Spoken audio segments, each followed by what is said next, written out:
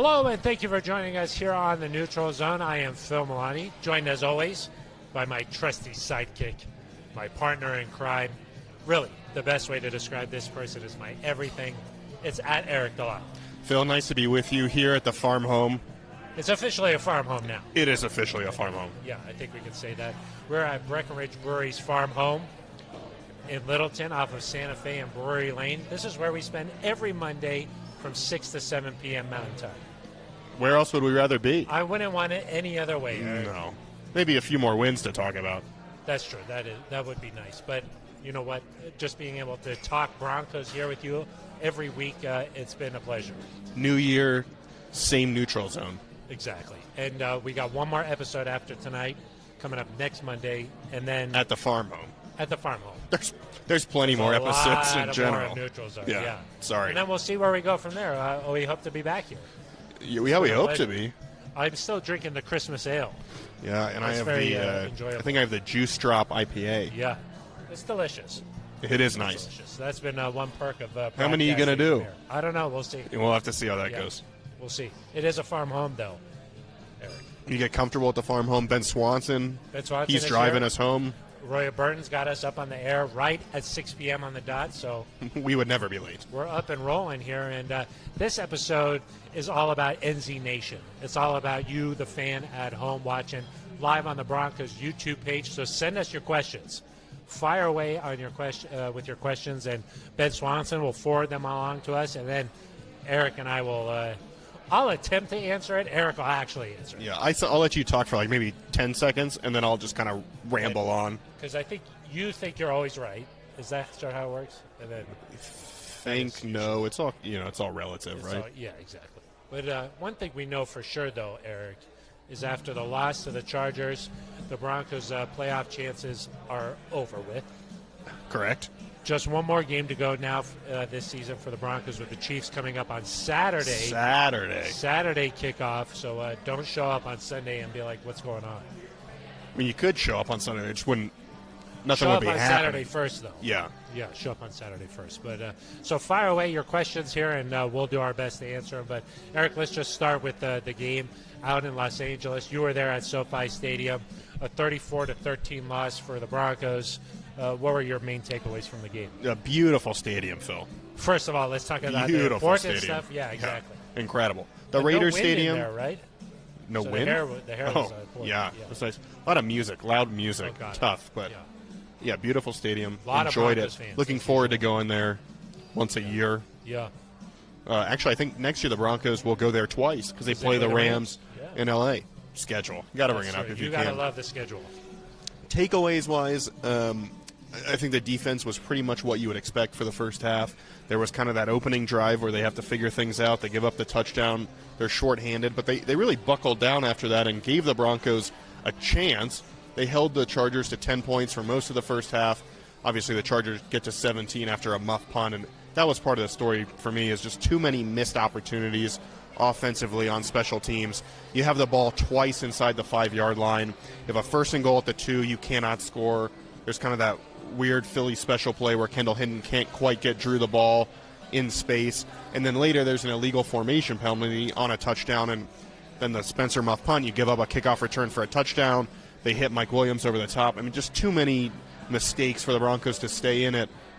It was possible had they played without if they had played mistake-free football that maybe you're in it, but just too much for them to overcome with all the guys missing, and too many obstacles. Got away from them. There were 13 players on the COVID list. I mean, we could start right there. That players like Bradley Chubb, Bryce Callahan, Jerry Jeudy, Tim Patrick, they were not a part of the active roster on Sunday. So right off the bat, the Broncos were at a disadvantage. And then the play on the field, I mean, going down early, 7-0 right off the bat. Austin Eckler scoring the touchdown there. And then, Eric, I thought that the game really changed when they had the illegal formation. It looked like Melvin Gordon was going to score a touchdown, and the Broncos were going to be hanging around in this one. Turns out illegal formation. They have to kick the field goal, and then on the ensuing kickoff, they give up a 101-yard touchdown return. And you knew that special teams was going to be hit by the lack of depth. You got guys who've never played in the NFL playing before. So yeah, and I mean, even at that point, if you had scored a touchdown, I think it would have been 20-10, if I remember correctly. That's still involved. You're still in the game, but really that kind of the Philly special play is to me where it turned, because you would have made it 10-7. It would have been a 3-point game. There's always a couple of plays in the course of a game that determine the outcome. Philly special definitely won, the Melvin Gordon, and then the return touchdown. It felt different than like last year when the Broncos came back from 21 points down. At home. Well, in part just last year, they moved the ball pretty well. They just made some mistakes, and that got them behind. Broncos didn't move the ball great in this game. They had 3 drives eventually of 70-plus yards, but it kept stalling out. Yeah, the other drives, I mean, really until the garbage time touchdown to Noah Fant, you only had 2 red zone possessions. You're not going to win a lot of games, even if you score those touchdowns with 2 red zone possessions. And so I do kind of agree more with there's maybe a little bit of disagreement in the post-game press conference. About rhythm. About rhythm. You got rhythm. I know all about rhythm. You do. Yeah. So you see me on the dance floor, and you know you got to watch out. This guy knows about rhythm. Yeah. So there was a debate: were they just out of rhythm the whole game, or was it the red zone? That's kind of what Drew Lock suggested. Just in the red zone, it wasn't good. I kind of lean more toward you got to give yourself more chances down there. That's what the good to great offenses in this league do. We've talked about it. We know the Broncos are operating on a razor-thin margin of error. So offensively. Yeah.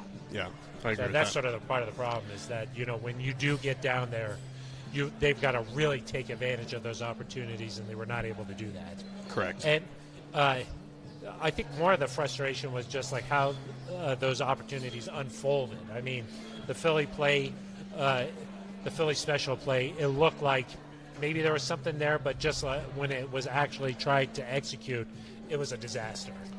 Yeah, I think that's the way to put it. A fair way to I mean, put it. It was blowing up immediately. Nasir Adderley was right in the backfield, right up on Kendall Hinton, and that's part of the problem with a play like that is it takes a little bit to develop. The ball's changing hands so much. So I think that was a frustrating moment there, and then just lining up incorrectly. I mean, that's another. At this point in the season, Eric, I know you got some backups playing there, but just lining up at a legal formation, tough to swallow that at this point in the year. Yeah, I think that first possession in particular, it says something about where this team is, that after having such a good run game for most of the season. Happened? What's going on here the last 2 weeks? Yeah, I mean, we'll get to that in a second, I think, but just the fact that from the 2-yard line, you think that you have to run a trick play to get in the end zone, that doesn't speak well of where your run game is, and I think it could be a mix of guys are banged up. Both the running backs have been questionable for the last couple of weeks. The offensive line has pieces in and out. But I also think defenses, since Drew Lock has come in, have said, we're going to take our chances. This guy can throw it over the top a couple of times. If he beats us that way, so be it. We're going to load the box. We're going to show him some looks. We're going to tee off on the run. I mean, there were guys in the backfield immediately on a lot of these run plays. And it was more effective than it was against the Raiders. It was more north-south. But still, there were a couple times that you just got to kind of plow forward. And it was interesting, Melvin Gordon talked today, and he said players have to make plays, but he'd also like to see them get some more opportunities to get the run game in a rhythm. Yeah. It's a balance, and the Broncos have not found that balance offensively. Let's talk about Melvin Gordon's press conference a little bit. Because, spicy. It was spicy, I would say. There was a lot of, Eric has a couple of R's. Yeah. That's reporters. If you're new to NZ Nation, R's means reporters. Just like Q means quarterbacks. Okay, that's just a little FYI if you're new here. But Eric, I think that as a couple of R's, you read between the lines, and there's some stuff that I think that we should get to. You didn't have to read that far. You did not have to read too much. No.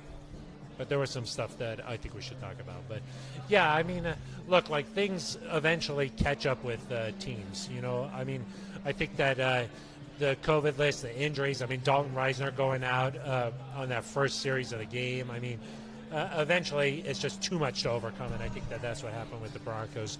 I did want to talk a little bit about Drew Lock here. Sure. It does seem like when Drew is in there, guys like Cortland Sutton or Noah Fant, they seem to pop up a little bit more. It's still not really resulting in points. It's not resulting in wins. It's not like ultimately that's the important stuff, right? But there are some sparks within the game where you see, gosh, Drew does bring a certain element to the game that you could appreciate, but at the same time, it's not resulting in touchdowns. It's not resulting in wins. That's true. That's definitely true. Noah Fant had his second best game of the season. Yeah. I think it is worth pointing out that both of those games that Noah Fant has played well in or had the statistics in have come in kind of blowout losses in the second half. So hard to evaluate. Garbage time. Yeah. Cortland Sutton, I will say, he had a nicer game. He had that long catch. But it's hard for me to evaluate that separately from, well, Jerry Jeudy and Tim Patrick aren't out there because when Jerry Jeudy was not in the lineup, when Teddy Bridgewater was the quarterback, Cortland got a lot of attention too, whether it was against the Jaguars, the Steelers, the Raiders. He got a nice little bit of run. So it's hard for me to separate that. And you're right, there are stats you can point to that say Drew played well. He had his third best quarterback rating of his career. He connected on 116.2. He connected on a couple of deep throws, 30 air yards or more. Air yards. Ball goes that through means the air. Ball is in the air. Yeah. Got it. Confusing. Air yards. Not ground yards. Not the ground yards. No. But yards are yards, though. That's true. Doesn't really matter. But like I mentioned before, there wasn't a lot of production outside of that. The Broncos were unable to score in the red zone, touchdowns at least, until that final drive. What do you think, Eric? The week of practice was kind of screwed up by COVID. A lot of just walk-through pace type of thing. Yeah. Maybe the way they would normally practice red zone affected. Yeah, I would say so. But you've also got to be ready to go. More sharp there. The Drew Lock performance is hard for me to evaluate because it's more exciting in some ways, right? Like there's passes down the field, there's a chance of a big play. But at the end of the day, you look at the box score, you look at kind of like just the scoreboard, and you're like, well, it didn't result in anything. And so then you're kind of like, it's a small sample size, I'll give you that. But in the halves, Drew Lock has essentially played 3 games, including second half against Baltimore and the second half against Cincinnati. Broncos are averaging like 11.5 points with him in there. Teddy's played 13 games, including a half against Baltimore and a half against Cincinnati. Broncos are averaging 19.5. Yeah. Neither one is going to be good enough long term, but there's a stark difference there between 19.5 and 11.5.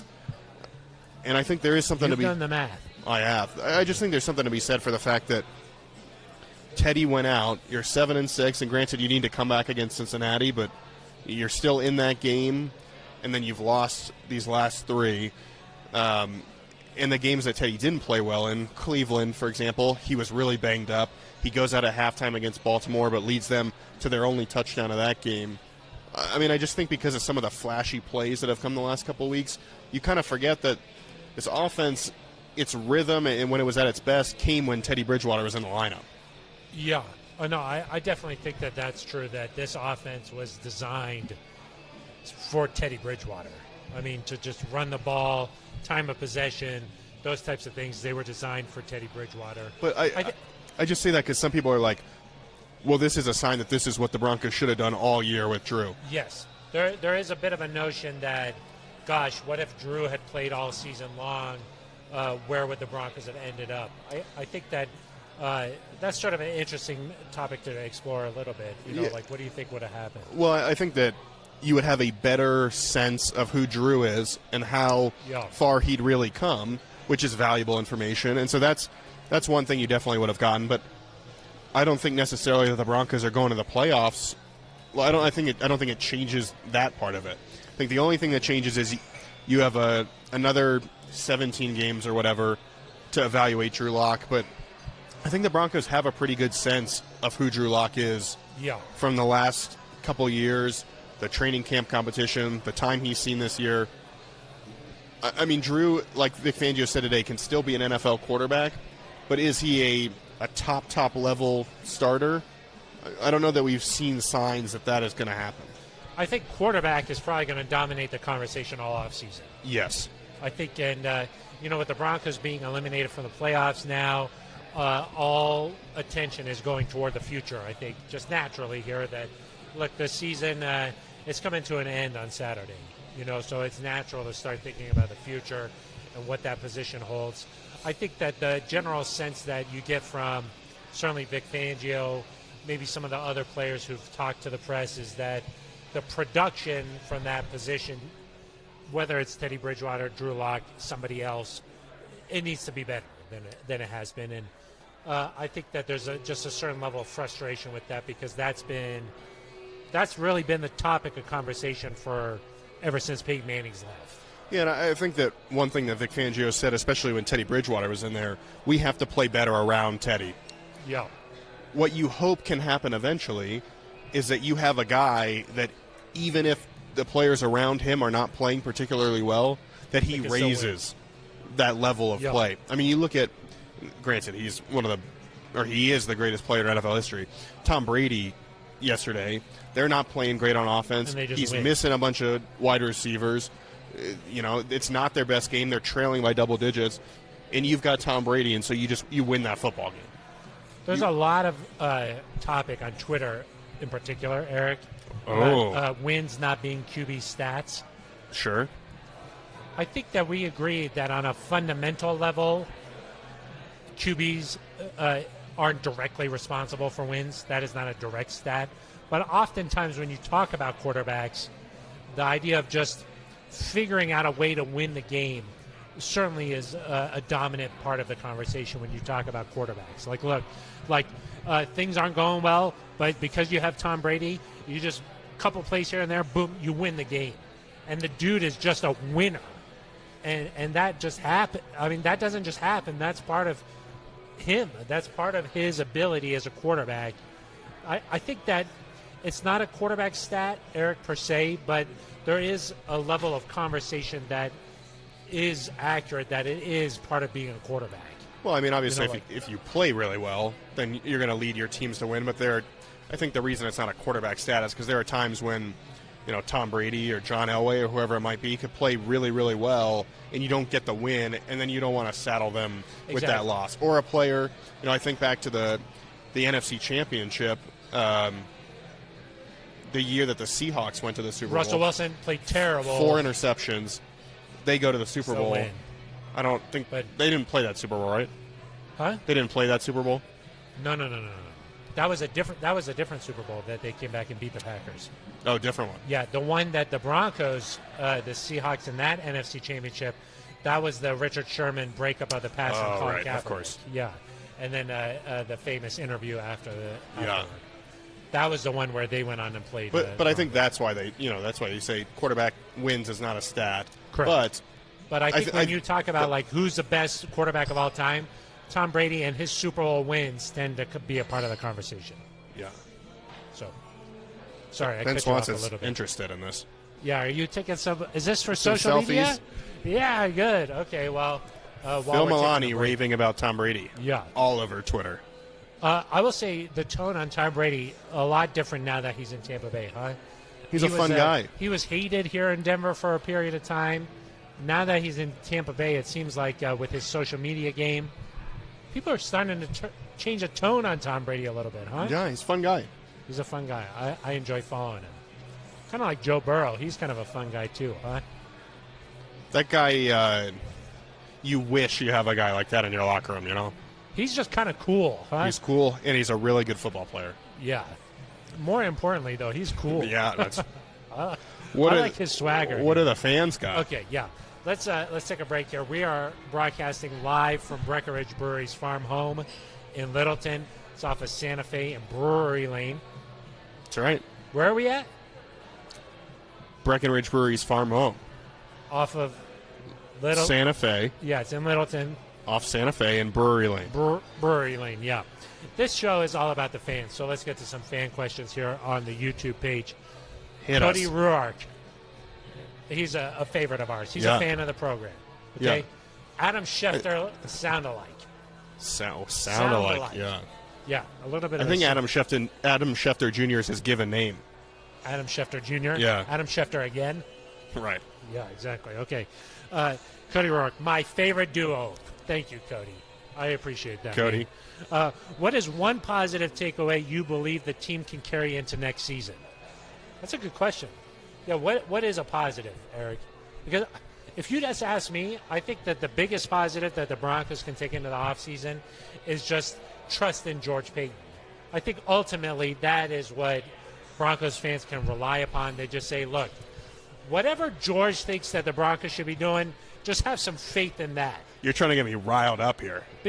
I do think that that is a big takeaway because you look at this Broncos rookie class, Eric, I think that you could say that they have hit in a lot of different areas, okay?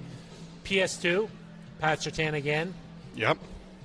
That was a hit. I think that we can all agree on that. There's some conversation today on the internet that maybe he's like a potential Pro Bowler someday, not a Hall of Fame talent. Pat Surtain's stats in his rookie year are almost identical to Champ Bailey's. Really? Really. The pick six. We like the pick six. We love a good pick six. Yeah. Pat Surtain is a heck of a football player. He had a couple of nice pass breakups yesterday. Yeah. He held his own against Keenan Allen, who is a really good football player, too. Not only is he like Keenan Allen, you know, he's not like that physical specimen that you go out there and you're like, how are you going to match up against him? He's that route runner who is like, he just knows how to get open. I think that was the most impressive thing about Pat Surtain II's game is that against a veteran who is like really, I don't want to use the word crafty. I don't like using that word. Okay? You use it a lot for somebody who doesn't like it. I really don't like it because he is like that veteran who just knows how to get open. He's a good player. He's a tremendous route runner. He knows when to get open for the ball to arrive so that you can make touchdowns. That's what Keenan Allen does. That's good analysis. That's what he does, okay? That's why you stay right here. That's what he likes to do, and he does it very well. The fact that Surtain was able to guard a guy who's so veteran and smart out there, that says a lot about where he is with his game. That it's not that he's just going out there against a physical person and he's able to match up, because I do think that physically Surtain is very gifted. And so if you just put him against a physically talented wide receiver, he's going to be able to match up well. The fact that he did it against a guy who's just knows how to get open and is smart, that was really impressive to me.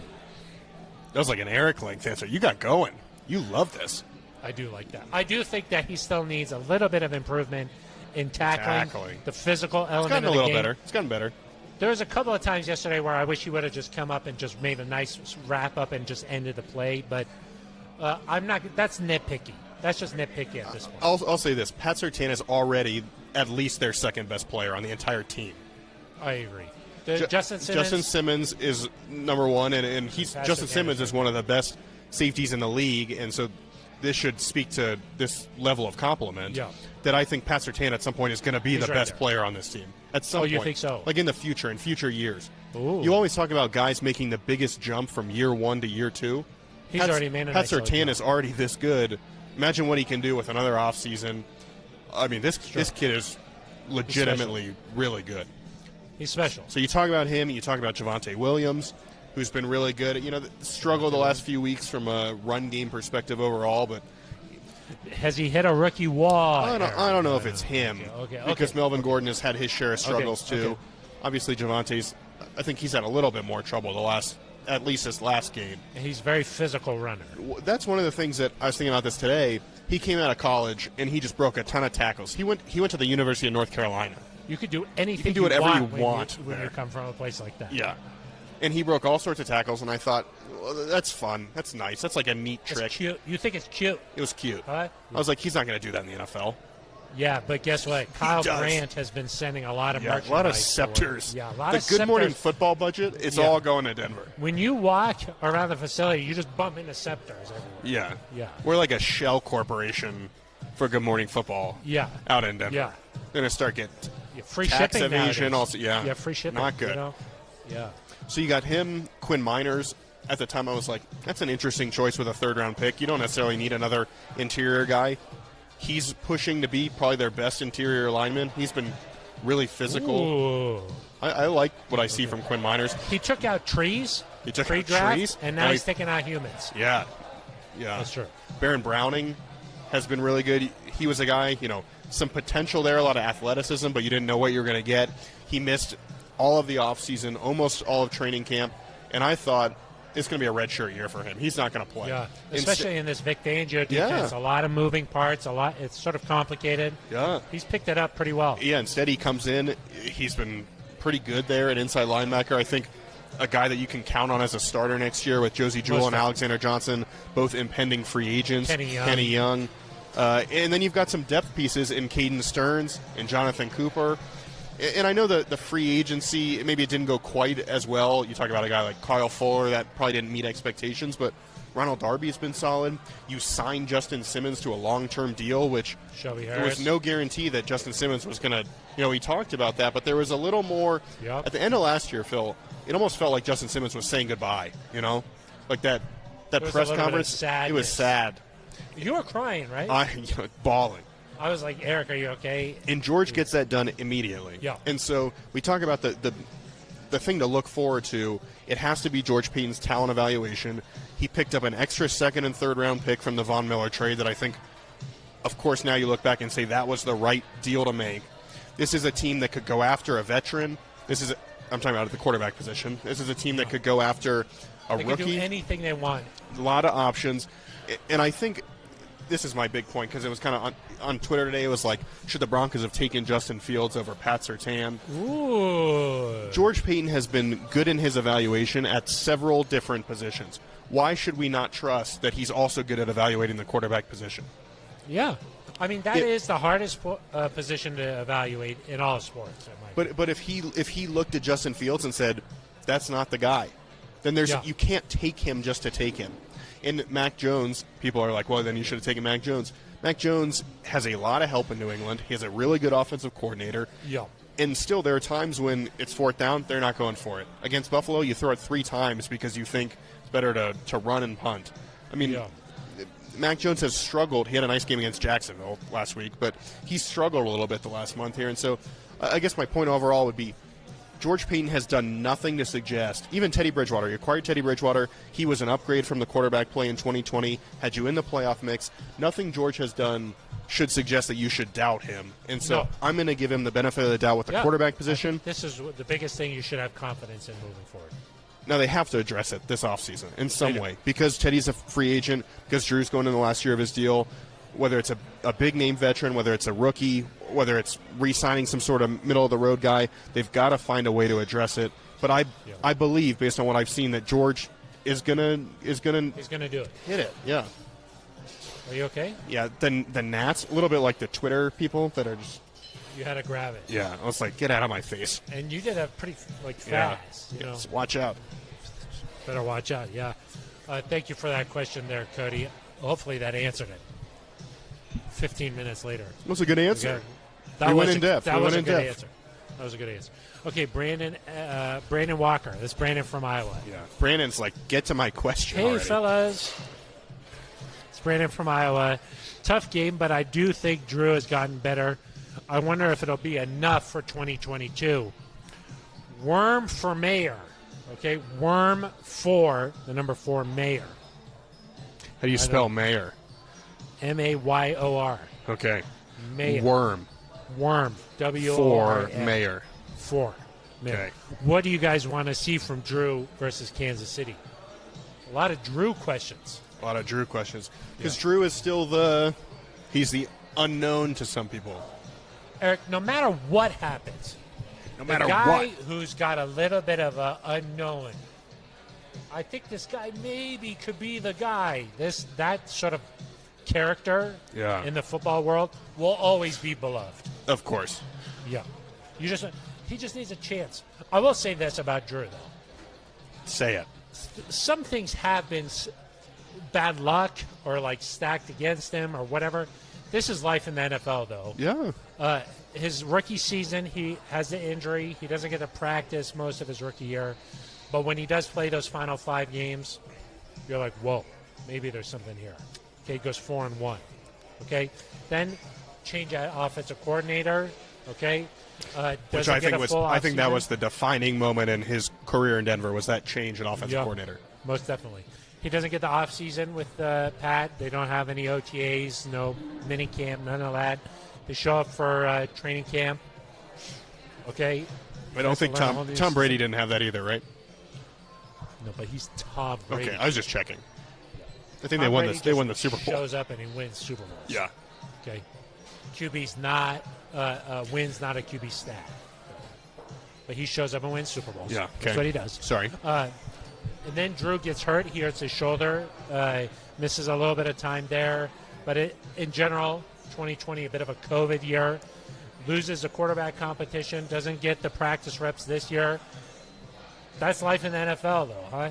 When you do get your chance, you got to go out there and perform. You have to. Yeah. And I think that while he's still somewhat of an unknown, and it's possible that he improves, I do think you've seen enough from Drew to suggest generally what he can be, and you can probably extrapolate to what is his ceiling going to be, what is his floor. He's done a better job of not turning the ball over, though I will say there were a couple throws in the game that should have been picked off. Kendall Hinton fell down on one of those routes. Which is not Drew's fault that Kendall Hinton falls down, of course, but got bailed out that they drop it there. I mean, people bring up Josh Allen a lot with Drew because Josh Allen took a little bit of time to develop. There were more flashes at an earlier point. Now, the one thing that could be interesting, Phil, I didn't think necessarily that it was going to be likely that if this team drafted a rookie quarterback, I thought they'd go out and get a veteran to kind of serve as the mentor, a Teddy-type guy. For this upcoming offseason. For 2022. Okay. To kind of start the year, like the kind of the fake competition in Jacksonville with Gardner Minshew, a Ryan Fitzpatrick with Tua, that sort of situation.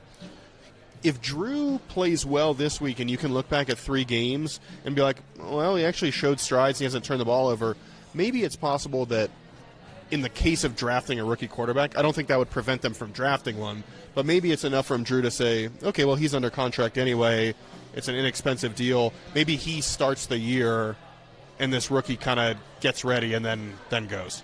Oh, interesting. Huh.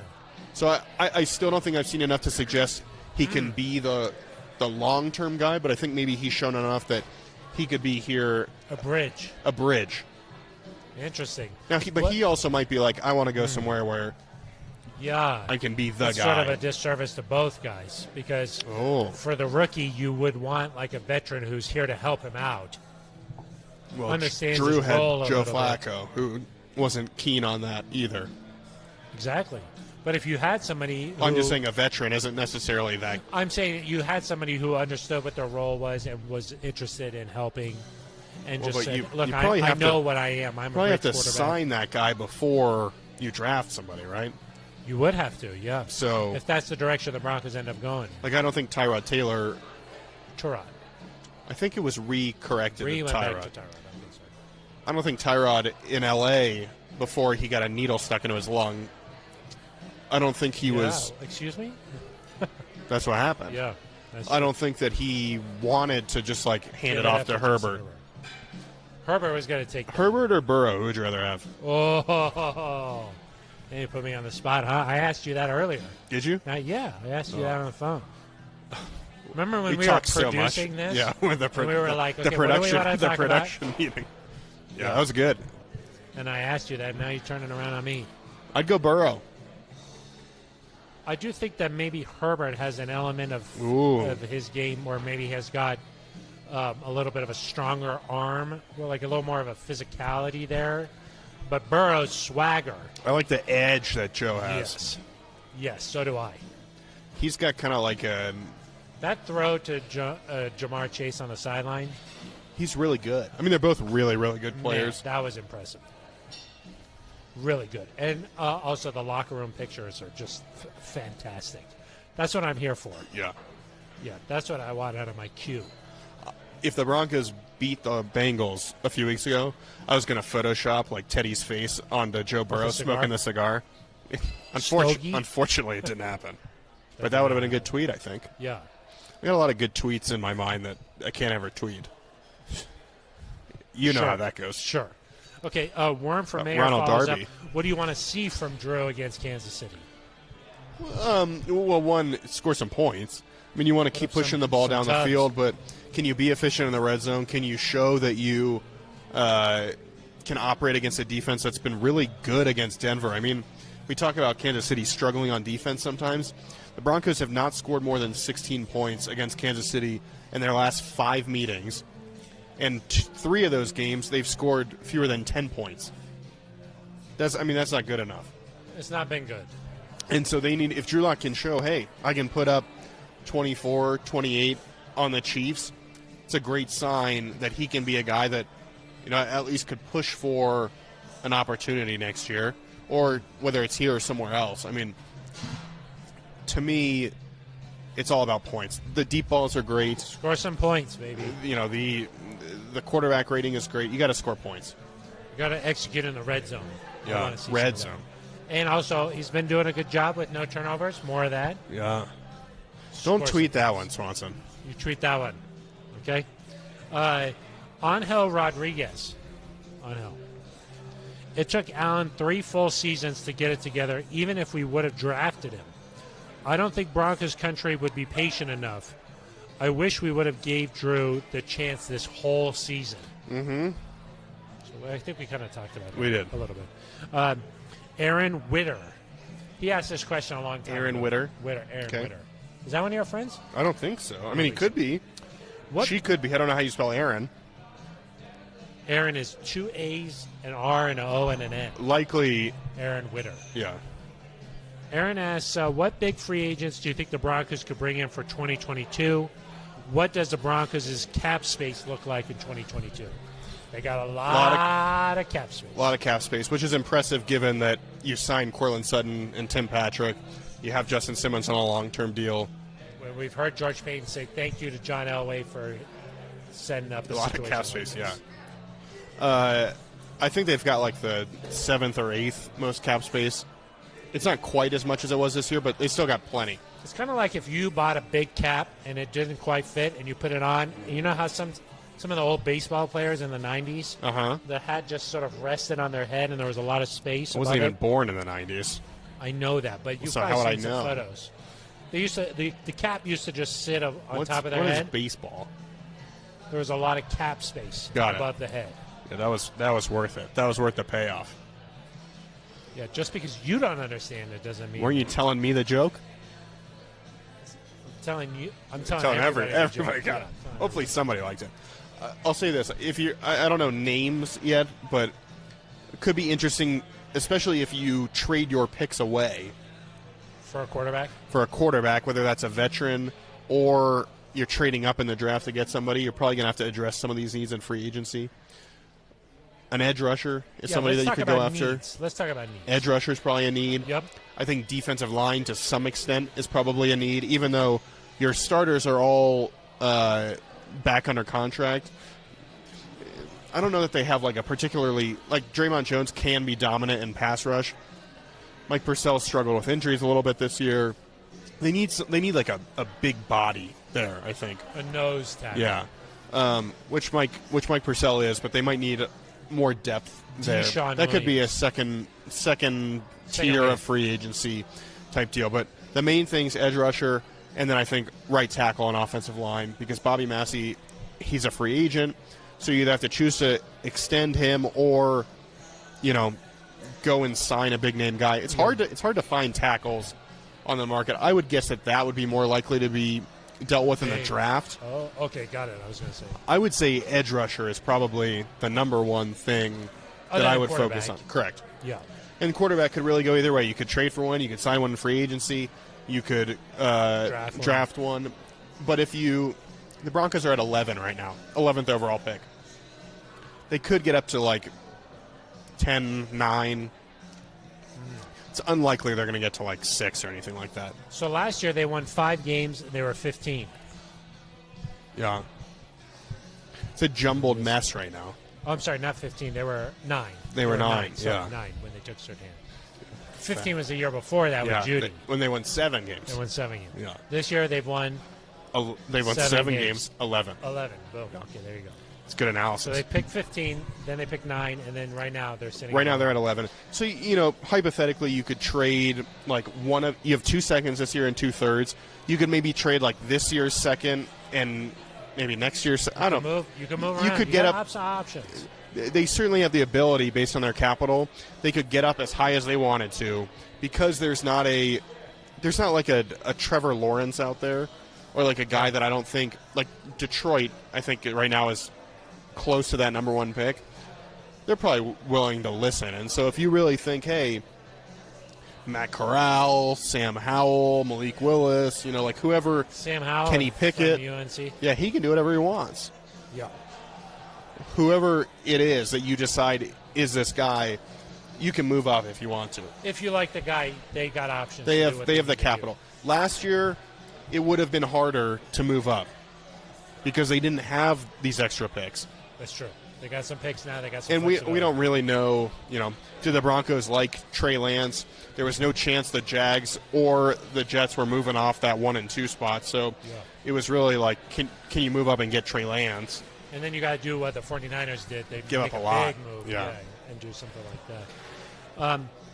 King the Inn, or maybe King Thean, King the Inn. I'm not sure exactly. Okay. You can really go in a lot of directions with YouTube names. Okay. MLB is still a need. MLB. But you just said you don't like baseball. Yeah, not a big baseball guy. Yeah, I do think inside linebacker is a position you got to figure out. Baron Browning, to me, seems like one of those guys, but you need 3, People say you need 2. You need 3. You need 3. And really, some people say 2. This is interesting. You might need 3 starters depending on if you have a new coaching staff and you move to a 4-3 defense. Oh, you're going to need now some all more? of a sudden those outside backers, Bradley Chubb becomes a defensive end probably. You need a different setup. It's interesting. Whole thing could change. Yeah. But this commenter, King the Inn or King Thean, is correct that you're going to need to sign a couple of these guys. Tom Magnetti says, Tom's back. Let's go. Sorry I'm late. I just climbed down from the ledge. Tom. Phil wanted us to let you know that your wife says hi. I did not say that. Eric. I've just spent a lot of time trying to mend that, okay? Tom, he's just joking, okay? Goodness gracious. This is from George S. Who could that be? George S. Love the podcast! Exclamation point. George S. Is that all George S. said? If the Broncos bring in a rookie there we go. QB next year, who will be the second QB? Teddy Drew or someone new? That kind of rhyme. Teddy Drew or someone new? George kind of has a way with words. It doesn't kind of rhyme. It does rhyme. Well, when I say it like that. When I give it that little rhythm. rhythm. Say it a way that it doesn't rhyme. George says, Teddy Drew, somebody new. That still rhymes. No. You got to give it some rhythm. We already went over this, Eric. I got rhythm. And when I read it with the rhythm. Rhythm is the word I cannot ever spell that word. Yeah. Or H. I get that, but then there's a T in there. There's a Y. A Y, another H. The H is what's sneaky about rhythm. I can't ever spell it right. That's why you don't have rhythm. Yeah. Who's going to be the backup quarterback? I would or the second quarterback. Maybe it's not even a backup, George S. Maybe it's a starter. Yeah. That's a good question. I would, if I had to rank them right now, I would say going into training camp, so not necessarily final roster, but we'll say going into training camp, I think there's a decent chance that Drew is still on the roster. Wow. Okay, you think so? More so than Teddy at this point. My whole idea of what's going on has kind of flipped the last few weeks. I think in training camp there's a decent chance that Drew's, or even let's say going into the draft, there's a decent chance that Drew is still on the team while Teddy is not. I think if the Broncos have decided to move on from Drew, maybe around draft time you could be getting some calls about him. So going into draft weekend, though, that could be the time where if you've decided. I think at that point it's more likely that Drew is still on the team going into draft weekend. But that's because free agency comes before the draft. Right, but you can trade people whenever you want. Yeah, that's true. But free agency tends to come. A lot of trades come around the draft. There's a lot of trades around the draft. Yeah, the Matthew Stafford trade last year allegedly happened before free agency. Allegedly. You don't know. The Joe Flacco trade allegedly happened before free agency. Those big trades. I know Drew wouldn't be part of a big trade probably, but. Tom Magnetti, gosh, I better start exercising. I can't afford to lose my wife on top of a disappointing season. That would just be insult to injury. Tom, this physique, you can't teach that. Yeah. It happens. You got to get those quarter zips that kind of have like the washboard ab. Painted on? No, not painted on, but just like the extra fabric so that goes over the abs without. Ripple effect. Yeah, exactly. Right. Eric, I should mention that you've got the quarter zip. I got full zip today. Oh, full zip? Full zip. I don't like that. Yeah. Kind of feels like a betrayal. I went full zip today. Okay. Mark Horning, PS2 is a real deal. Barring injury, he could be a solid Hall of Famer for a decade. Yeah, I mean, he could be a really good player. Here's a question for you, Phil. Oh. If Pat Surtain continues on Pat Surtain again. Yeah. If he continues on this track, would he be a better cornerback than Aqib Talib or Chris Harris Jr.? If he continues on this path? Yeah. I mean, he could be like Aqib Talib. I mean, I think that Aqib Talib is really elite. But Aqib Talib is like a very borderline Hall of Famer. We love Aqib. We want Aqib to get into the Hall of Fame. Yes. It's not a slam dunk. I think that maybe, if Pat Surtain plays like this, he could be the best corner since Champ. Yeah, I would say that in Aqib, Denver. The things that might keep him out of the Hall are like away from the field. Do you know what I mean? It's possible. I mean, they're not supposed to consider that for football. You're not supposed to, but I would say that you could. Like Talib's Pro Bowl numbers and like all pros are not as. His pick sixes were really impressive. Right, but in terms of like the number of seasons where he had Pro Bowl nods or all pros, it wasn't anywhere close to a Champ, for example. Well, Champ is one of the best of all time. Yeah. Was Champ on the NFL 100 team? I don't think he was. Champ Bailey? Yeah. He wasn't? Well, then fact check Ben Swanson. That speaks check that more out. about the top 100 team than it does about Champ Bailey, just quite frankly. Yeah. He is one of the best of all time. I just don't care what anybody else says. That's just what I'm going to say. When you're a first ballot Hall of Famer, you should be on the top 100. There's probably, I don't know how many first ballot Hall of Famers there are. Certainly he wasn't in the Hall of Fame when that got announced. I know, but now he's a first ballot Hall of Famer. Redo it. Announce it again. Redo it. Top 100 and, 2?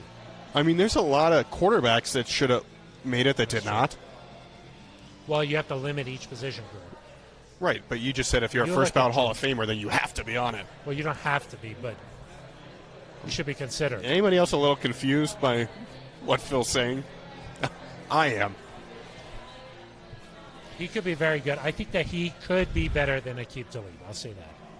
Now, I don't think he'll have the touchdowns that Aqib Talib did. Aqib made big plays. Aqib knew what to do when the ball came in his hands. So do you. Of course I do. When the you're like, do not go to the sideline. When the red light turns on, I gotta go. Yeah, turns on. Yeah, that's what happens. Yeah. At a traffic light, the red light turns on. You go. I stop. I'm talking about the camera. Oh yeah. But yes, Aqib Talib played wide receiver a lot. He knew what to do. I think I have got a very valid point. Aqib's a stud. When a DB catches the ball as it's an interception. Oftentimes they're taught to just go to the sideline and run out of bounds. Yeah. I say no. I say do it like Darius Slay did. Just take your time, let things just unfold, and then boom. You got an opportunity for a nice little touchdown. You just got to be a little more patient. It's fair. But what you don't want to do is fumble the ball. That happens a lot of times. The guy gets a nice pick. He's running. He thinks everything's good. Fumbles the ball. Yeah, the Cincinnati Bengals guy. Almost happened.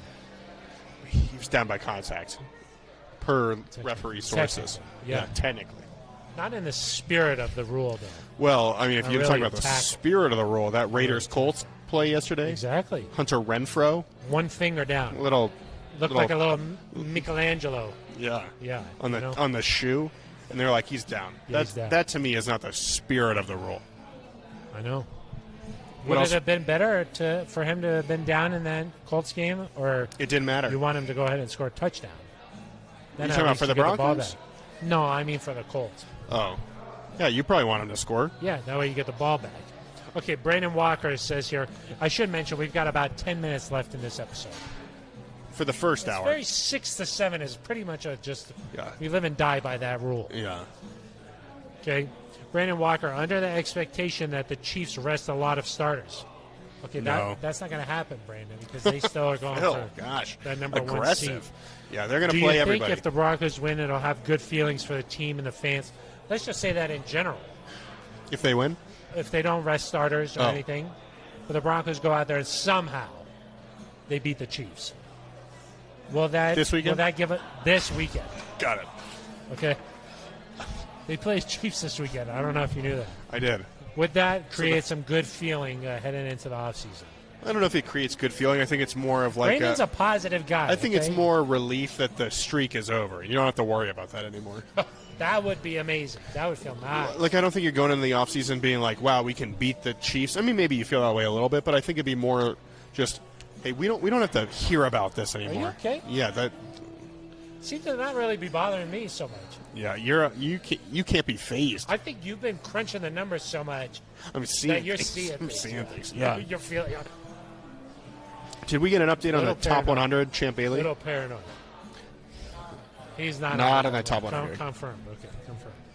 Per Ben Swanson. No, I don't want to know who it is. Brandon, I like your positivity. I appreciate that. I mean, I think you would feel pretty good about being the Chiefs, but really it doesn't change much about your game plan heading into the offseason. I also think there's, like, at this point, it's so hard to kind of count on, okay, well, a win against the Chiefs means this, or like your opponents next year mean this. You could have a different quarterback. It's possible. We know the rumors are swirling. You could have a different coach. You could have a different offensive coordinator. Like there's so much that could change. Way different. So it's a little hard for me right now to be like, well, a win this week or like something that happens with this team to put too much weight into it because everything could just look so different. Very true. Zach Scherer. You know that guy? Zach Scherer. With S-H-A-R-E? Oh, Scherer. Oh, Scherer. Like Scherzer, kind of. A little bit. Oh. No, I don't know. The pitcher. Seems like, Seems. You like the MLB, don't you? What did you say? Yeah, you like the Max MLB. who? Scherzer. Okay, there you go. Got it that time. I think I got it all the time. Yeah. No, I don't know this. Eric. I think there's a lockout or something. Well, hopefully there's an MLB season. But you don't. I don't think you really even care. I'll go drink a nice Breckenridge brew at the down at Court. at the ballpark. At the field. At the ballpark. No, I don't know what you said. Zach Scherer. Scherer says, I don't know that person. What should the New Year resolutions for both Vic and George Payton be? What are your guys' resolutions for 2022? It's like a Bill Belichick question. They're personal. They don't. You wouldn't be interested in something like that. Exactly. I would say to perfect the hair even more. Oh, the hair. Yeah, you know. Yeah. I'm always working on the hair game. And I want to. I want to increase and extend my quarter zip collection. Yeah. As we found out in the last episode, you've got a whole closet dedicated. Very different quarter zips for different occasions, but you got to always add to it. You got the podcast quarter zip. If you stay stagnant, you're going to get left behind. That's true. You always got to be improving. Better, or you're getting worse. Yeah. What do you think that Vic and George's resolution? So Vic, I think there needs to be nicer to you in press conferences. I can take it. I take it. I enjoy our rapport. Okay. Ian Rappaport. Probably the best, most memorable moment. That Christmas ale. It's aged in bourbon barrels, okay? Off Brewery Lane. The most memorable moment probably was when you asked him what his favorite Thanksgiving side was. Yeah. He said pasta. Incredible. That was great. That was great. Those are the kind of sound bites you can only get. Yeah. I think for Vic, it needs to be some way, somehow, they've got to get a little bit better at the challenge situation, at the clock management. You know, he calls the defense tremendously, but there's got to be some sort of emphasis on improving the clock management and the challenge. They managed the clock really well at the end of the first half to get 3 points. There was 14 seconds left. 24 seconds left to start the drive.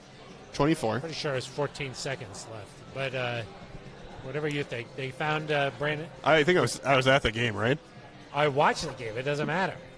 You're busy talking to Todd more. Davis. You're probably Yeah, like, what are we going to true. talk about on the Broncos post-game show? That is true. Have you seen that? I don't watch it. There I was think a I'm in very- it, but I haven't there was watched another it. strobe effect. Just start the drive? Yes, there was 14 seconds left. I'll take your apology I don't believe- whenever you want to bring it. I don't believe this. 14 seconds left. You got the game book right there. Yeah. Check your That's DVOA. That's a menu. It Kinda looks like a it game does book. look like a game book. Yeah. Got the stats? Yeah. Got your Okay, game. they found Melvin Gordon. Okay, they got it going a little bit, and then McManus, the third longest field goal in Broncos history, Longest on the road. longest ever on the road, not at home in that mile-high air, That's what road means, yeah. the murky atmosphere. No, The thin air of Mile High. Yeah, the rarefied air of Denver, I think. rarefied air. What are you looking up? You don't I believe don't, the no, 14 I don't, seconds? I don't huh? believe Ben Swanson. I told you. Look, Zach Scherer came back and says, these guys are distracting from how bad the Broncos are by talking about their hair and quarter zips. You asked what our New Year's resolutions were. Yeah, it's your fault, Zach. Oh, man. Tell him. Look into the camera and tell him. I've had enough of these people. I think for George, the New Year's resolution has to be to go find a quarterback, a long-term solution at quarterback. And when I say long-term, 3 years at least. King Thean, and then this time there's a 24 at the end. They're just adding numbers. I don't know if Ben Swanson's been messing that up. Yeah. King. I'm King, sorry. Yeah, sorry, King. Okay. King Thean, Could you 24 guys seconds see, left in the first half. Clowney being an option with Chubb.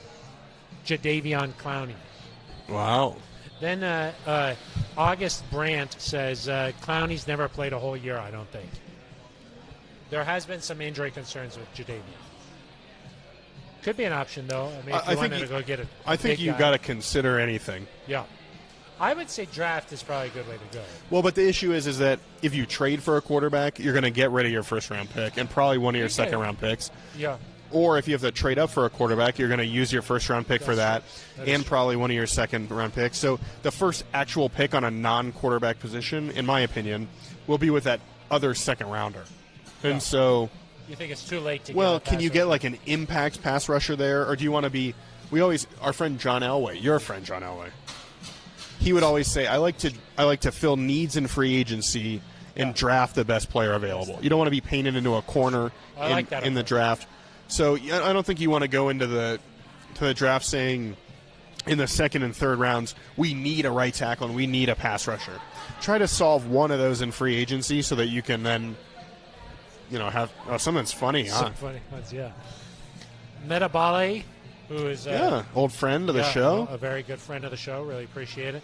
Says, really appreciate your enunciation of Brewery Lane. It's good. Where are we? Brewery Lane. Yeah. Off Santa Fe and Brewery Lane. Yeah. At the farm home. We're at the farm. If you live in the Denver metro area, you have one more opportunity to come out here. This year. This year, yeah. Who knows? And then next year, I think we're doing it from like Rockefeller Center or something. I was told. New Year's Eve. Yeah, exactly. Times Square. Yes. Tom Magnetti says, my wife heard Phil's voice and came running into the room. Tom, it's not good when my voice is what's doing it because I'm more known for the looks. The voice that's way down.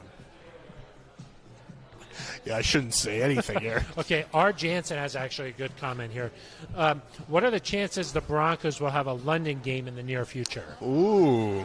We could be enjoying a pint across the pond. That's a good question. It'll be something to keep an eye on. I know it's important to the Broncos to play an international game. Recently, the new rule came out. I can't remember if it's every 4 years or 8 years, but teams are going to play more frequently abroad. The Broncos have a new marketing deal in Mexico where they can advertise there. Yeah. And the Broncos talked about how a Mexico City game could be an option. We know Germany is an option for some teams. I think the Broncos will play internationally sometime very soon. It is important to the organization. It was very important to Pat Bowl. Yes. And, we'll just have to see when that is. But I don't know if it becomes something because of this deal you play in Mexico every time you play internationally, if they still try to rotate it. But London would be fun. I would hope that at some point they They're get a chance to supposed do to that. play the Falcons in London Yes, last that would have been really fun. That would have been great. But alas. So hopefully it happens pretty soon here. We got to wrap up the show pretty quickly here, but Zach Schurer wants to know, does this show not continue weekly in the off season? Yes, it does. Zach Schurer? Yeah. Sounds like not an old listener, maybe a new listener. It does continue on, but not from the brewery. No, I mean we'll be here, but we'll still be here. Yeah. Yeah. Maybe before the show. Once a week in the off season. Once a week in the off season, not the 2 shows, and not at the brewery right now at least. But we'll be back. Who knows what could happen though? Exactly. And then Mark Horning says, "Are there any good QBs coming out this year?" Mark, we'll talk about it. There's some options. There's some options. You know, every year around this time, you're like, who are the top quarterbacks? Once the combine hits, we'll have a better idea. There's always some names that come to the top of the list that maybe you've never even heard about before. Yeah. And there's always a guy that isn't talked about as the top guy, and he ends up being really good. Yeah. And then Justin Herbert was not expected. There are people. Justin Herbert had the exact same draft grade as Drew Lock. It's crazy. And people said, he's a reach. You shouldn't take him in the top 10. He's been friend incredible. The Sticks said same evaluation. Exactly. It's crazy. So we'll have a lot more of that coming up. Are you It's okay? 7:01. You're just grabbing. We're just gonna get in trouble. We had a lot of good comments. We're gonna get in trouble. Okay, we had a lot of good comments. All right, that is going to do it for us. We've got to clear out this space here. The next show's coming in. Yep. Yeah, we got to get off. Ben the Swanson stage. reads haikus after 7. And he draws. Yeah. Yeah. While he's doing it, it's an impressive. It's act. really nice. You got to check it out. Okay, that is going to do it for us. We'll be back on Thursday. We'll talk a lot more about this Chiefs game coming up then. Until then, for Roya Burton, who gets us up on the air, for Ben Swanson, for filtering all the questions, and then for us. Yeah. Eric Dalala, I am Phil Milani. This has been The Neutral Zone.